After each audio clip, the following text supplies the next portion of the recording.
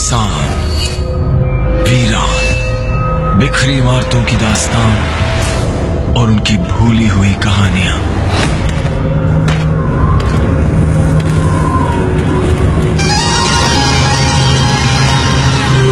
एकांत, इतिहास की खोज।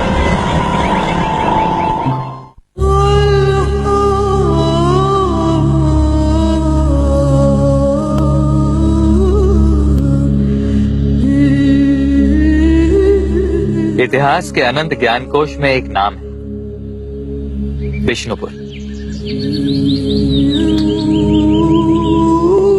जिसका राजवंश तब से चला आ रहा है जब दिल्ली में हिंदू शासक हुआ करते थे, बल्कि तब से जब भारतवर्ष में मुसलमानों का नाम तक नहीं सुना गया था। बख्तियार खिलजी के दिल्ली जीतने के 500 वर्ष बाद तक, यहां तक के मुगलों के हिंदुस्तान पर हावी होने के बावजूद ये बिष्णुपुर राज्य भारत का नक्शा बदलते सारे इतिहास के बवंडरों के बीचों बीच सलामत रहा। लेकिन इतिहास भी पीछा छोड़ने वालों में से थोड़ी ना है। जब उसने बदलाव चुना तब परिवर्तन हुआ, जब आशीर्वाद दिया तो समृद्धि आई, और फिर जब कभी समाप्ति चाहिए तो एकांत तो छाना ही था ना।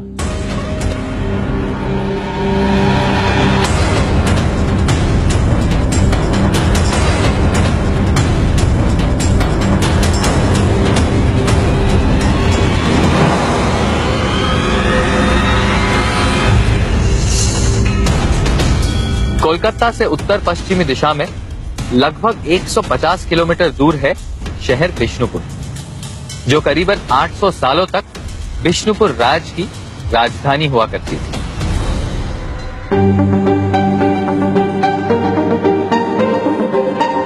आज के हलचल भरे बिष्णुपुर शहर में दिखाई देती है परछाइयां उस बिष्णुपुर राज्य की। दादा, किला चलेंगे?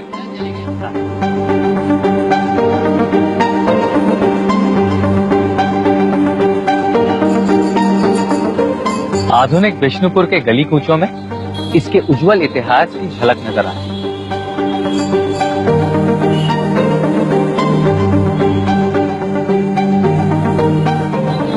इस कंक्रीट के जंगल में छिपे हैं टेराकोटा से बने कई मंदिर और कुछ इमारतें।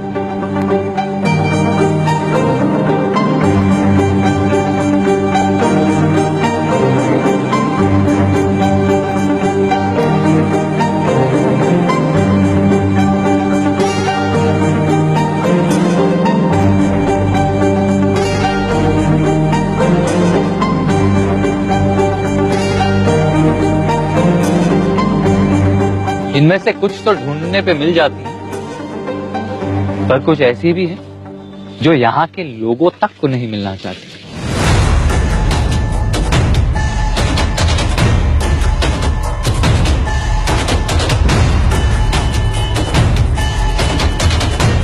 बिष्णुपुर एक संपन्न, समृद्ध, सुरक्षित और हर महीने से आदर्श राज्य हुआ करता था, लेकिन उसकी उस महिमा और प्रतिष्ठा के आज सिर्फ कुछ अंश देखने को मिलते हैं।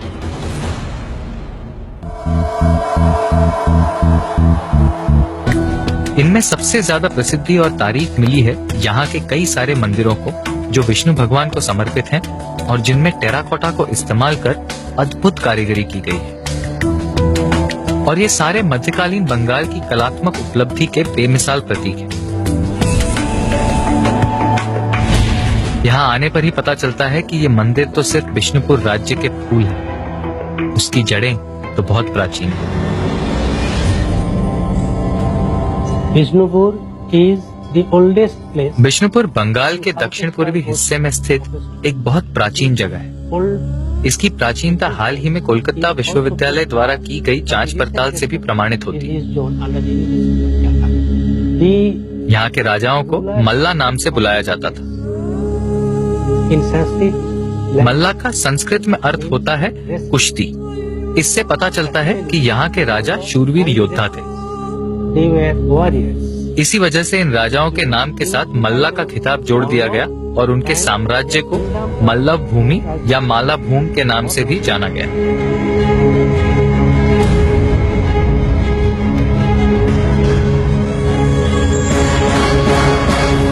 এই বিষ্ণুপুর হস্তশিল্পের একটা বিশিষ্ট জায়গা।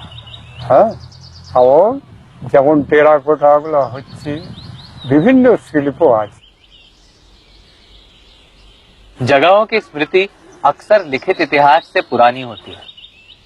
राजवंशों और यहाँ तक के इतिहास की शुरुआत भी उसे याद होती है। मल्ला भूम के पहले मल्ला यानी कि राजा का नाम था आदि मल्ला।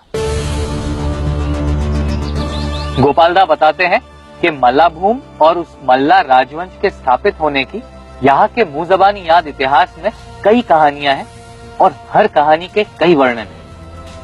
राजा रानी एक पौराणिक कथा के अनुसार एक बार जयनगर के राजा तीर्थ यात्रा के लिए पुरी जा रहे थे। उनकी पत्नी गर्भवती थी, जिसके कारण उन्हें अपनी पत्नी को लवग्राम नाम के एक गांव में एक ब्राह्मण की देखरेख में छोड़ देना पड़ा और राजा अपनी यात्रा के लिए आगे चल पड़े। रानी ने एक लड़की को जन्म दिया जिसका नाम रघुनाथ रखा गया। जब रघुनाथ 7 साल का हुआ तो उस ब्राह्मण ने उसे एक चरवाहे की नौकरी दे दी। एक दिन रघुनाथ थक कर एक पेड़ के नीचे सो रहा था, तब उस ब्राह्मण ने देखा कि 2 शेष नाग रघुनाथ के चेहरे पर अपने फन से छांव दे रहे थे। ये देखकर ब्राह्मण तुरंत समझ गया कि ये कोई सामान्य लड़का नहीं है।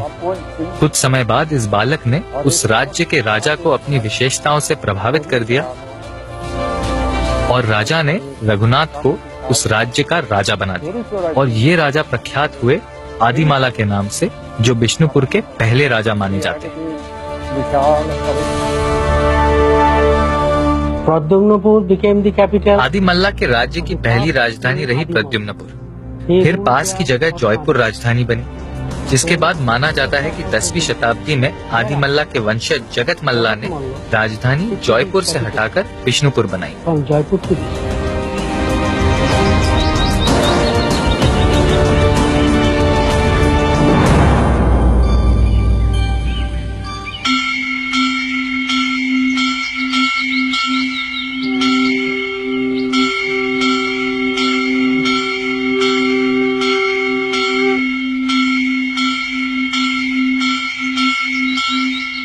विष्णुपुर राज्य की राजधानी प्रद्युम्नपुर से विष्णुपुर क्यों हुई, इसका तो कोई कारण दर्ज नहीं।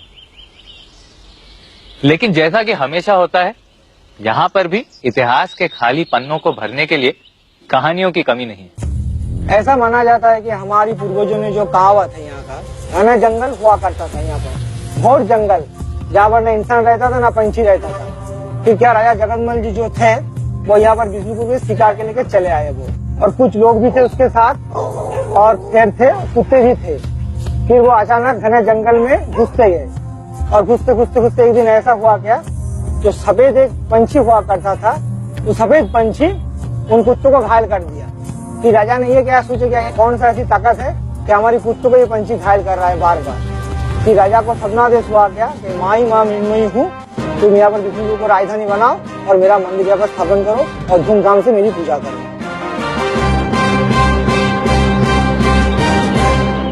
विष्णुपुर को अपनी राजधानी घोषित करने के बाद राजा जगत मल्ला ने यहाँ सबसे पहले माता मृण्मयी की प्रतिमा स्थापित की और वही 1000 साल पुरानी प्रतिमा आज भी इस मंदिर में पूजी जाती है।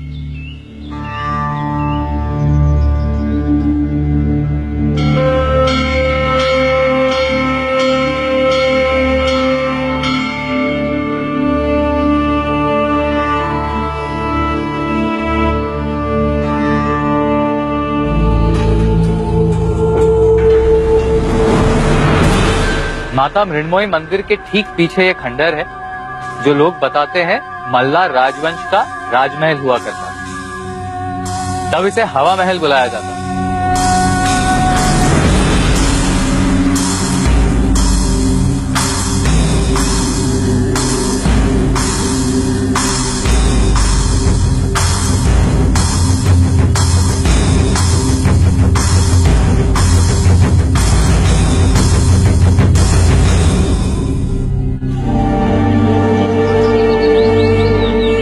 ये महल किसने बनाया था, कब बनाया था, कोई नहीं जानता।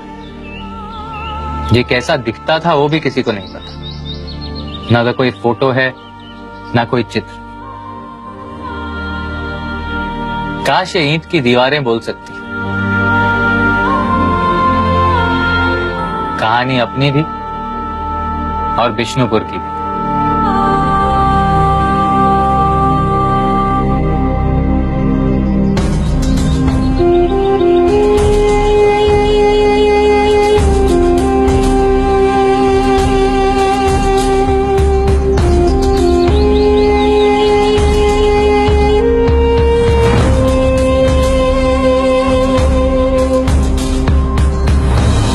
दसवीं शताब्दी में पश्चिमी भारत पर मुसलमान सुल्तानों के हमले शुरू हो चुके थे। फिर दिल्ली सल्तनत की स्थापना हुई, जिसके बाद मुगलों ने पूरे हिंदुस्तान पर कब्जा करना शुरू किया। लेकिन इन सब के होते हुए भी अनुमान लगाया जाता है कि करीबन 500 वर्ष तक